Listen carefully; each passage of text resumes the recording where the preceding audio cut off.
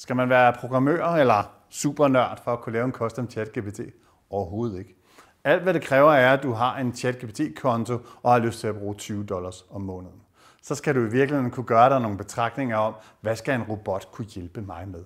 Og så bygger man nogle instruktioner op. Det starter med, at du fortæller robotten, hvordan skal du opføre sig. Hele måden at have en rolle på, det er ret essentielt. Så giver du din assistent eller din nye rolle her en masse viden. Så uploader du en masse dokumenter, det kan være pdf-filer, rapporter, regneark eller så videre, sådan så din assistent ved en hel masse om dig og din virksomhed. Og til allersidst, så får du så et instruktionssprog, hvor du kan give din assistent og vidensbibliotek kommandoer.